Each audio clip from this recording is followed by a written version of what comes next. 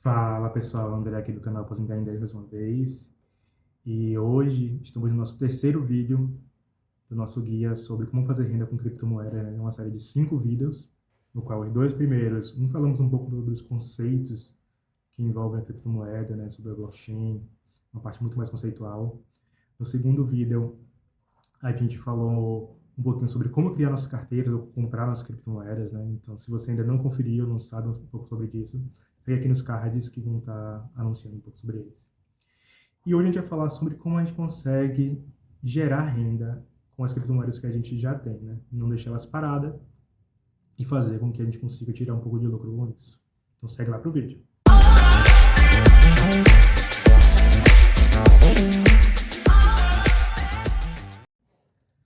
Então, com criptomoedas, né, um mercado que vem despertando muita curiosidade, investidores ou até fanáticos pelo assunto, e ela vem muito para suprir aquela necessidade que a gente tem de ter uma liberdade de movimentação financeira, né? Então, a gente não depender de um banco, então, um mercado que é aberto 24 horas.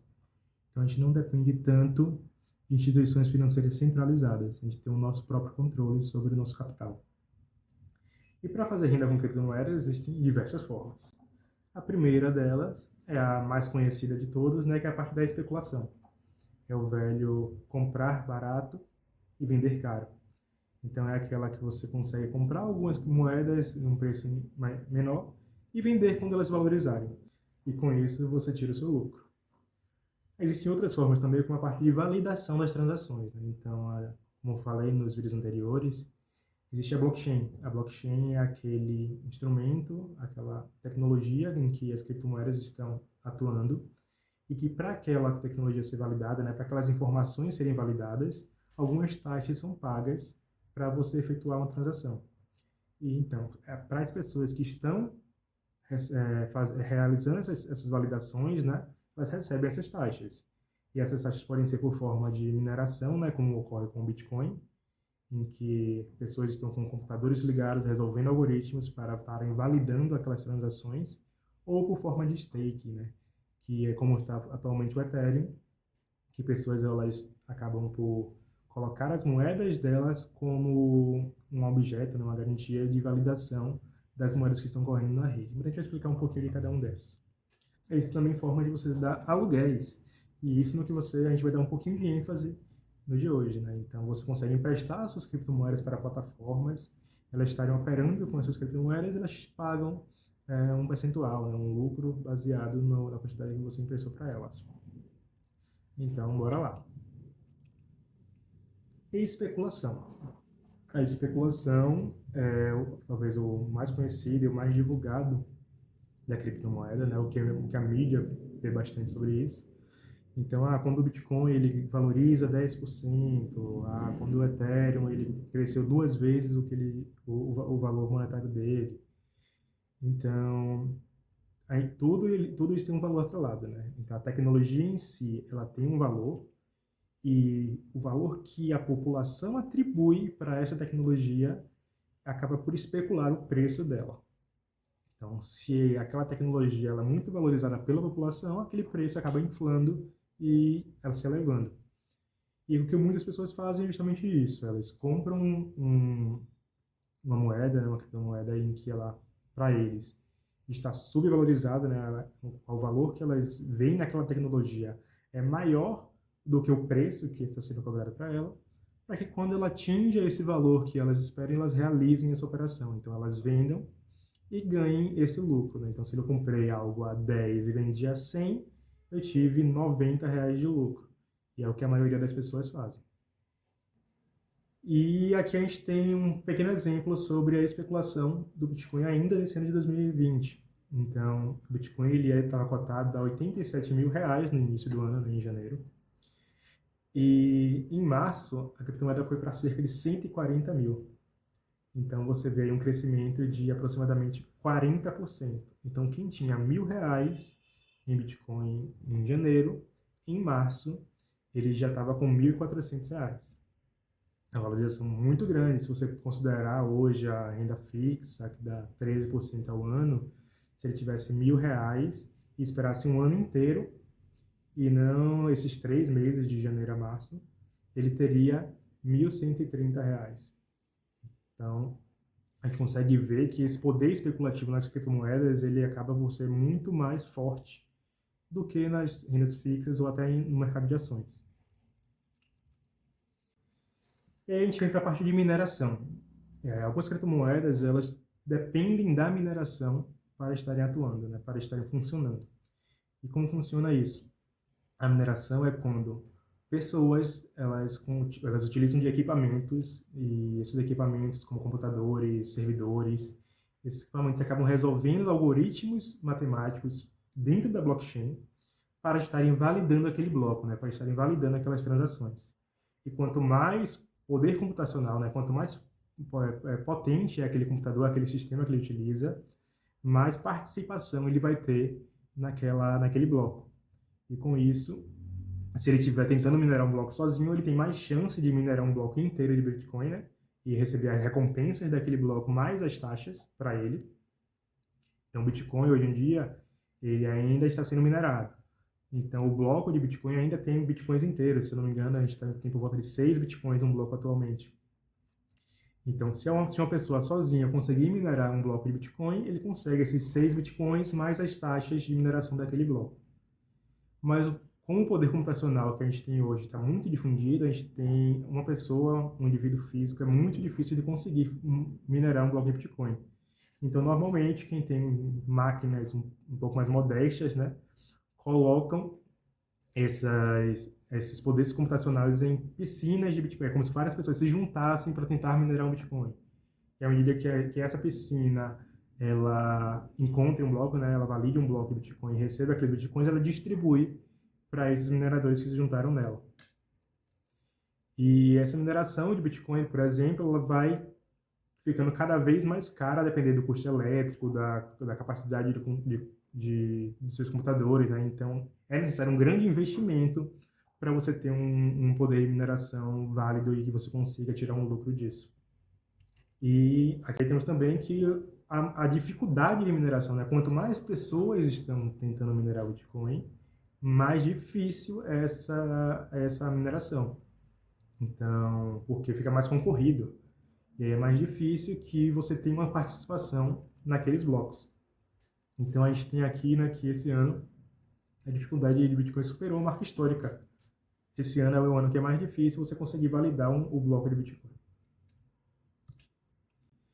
E aí temos a forma de staking. Staking, ele ocorre muito mais quando algumas moedas, principalmente da rede do Ethereum, né, ou derivadas do Ethereum, em que você coloca as suas moedas que você já tem naquela moeda para validar as transações. Então, você deposita, você trava aquelas suas moedas por um período de tempo, você não consegue utilizar durante aquele período que você travou, e a partir disso você vai estar recebendo algumas taxas, porque aquelas moedas que você travou estão sendo utilizadas para validar as transações, né? Como se elas fossem os fiscais de transações, né? Então, aquelas moedas elas são travadas para estarem validando.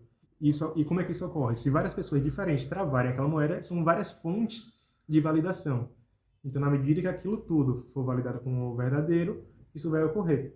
Se vier alguém maliciosamente colocar uma transação que não exista na blockchain, as outras moedas que estão travadas de outras pessoas não vão validar aquela transação e ela vai ser rejeitada. E com isso, novos blocos não vão poder surgir com aquela transação maliciosa, e sim só com as verdadeiras. E para fazer aqui essa validação de transações, eu tenho aqui mostrando para vocês, normalmente elas ocorrem a forma mais simples é que cada protocolo, né, Ethereum ou outras moedas da base de Ethereum, eles já utilizam no próprio sistema deles para você fazer esse staking, né, guardar suas moedas lá para validar. Estou trazendo aqui o exemplo da Trader Joy.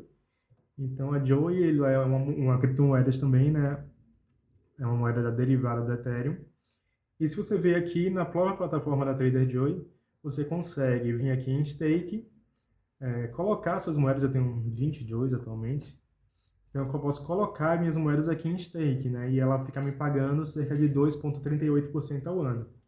É um valor pequeno, mas se você pensar que era uma moeda que se eu ficasse só com ela parada, não ia gerando renda nenhuma, né? Então, a gente tem aquele avanço que a gente tem, quando ela pelo menos está gerando 2,38% ao ano, que é bem próximo, por exemplo, da taxa de juros americana.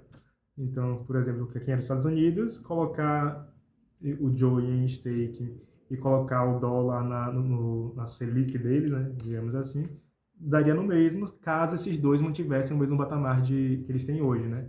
O dólar tivesse o mesmo valor e o Joe tivesse o mesmo valor. Mas como o Joe é uma moeda que eu acredito ainda que vai valorizar, esses 2,38% eles também vão aumentar conforme isso.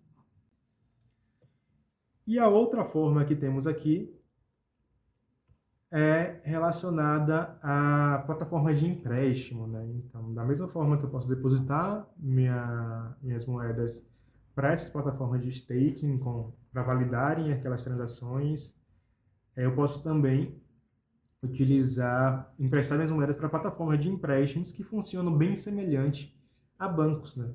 Então, eu empresto minhas moedas para as plataformas de empréstimo, elas utilizam essas moedas para emprestar para outras pessoas essas moedas, e quando essas pessoas pagam esse empréstimo, elas pagam já com taxas, né? E parte dessas taxas são transferidas para mim.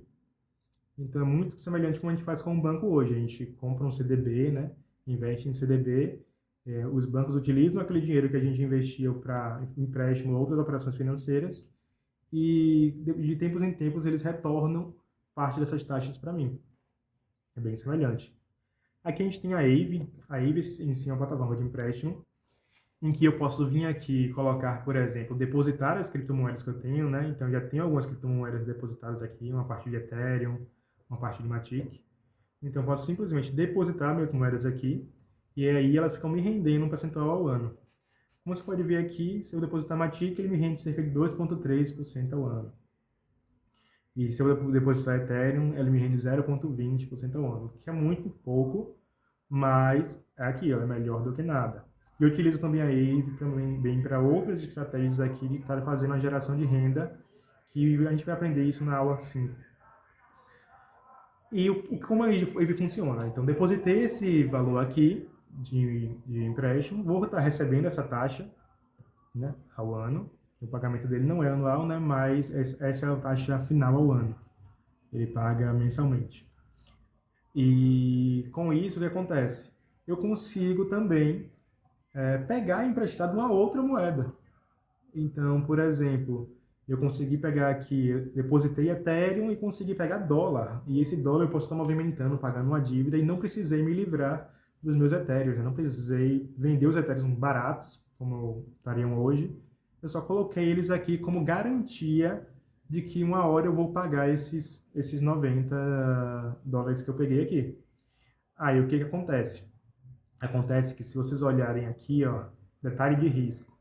Se esse fator de risco, né, ele chegar em 1, acontece que eu perco aquilo que eu depositei, né? Aquilo que eu depositei é como se fosse a garantia. Então, o que acontece? Se o Ethereum ele desvalorizar muito, para eu não conseguir suprir esses 90 dólares, ele vai liquidar o meu Ethereum, né?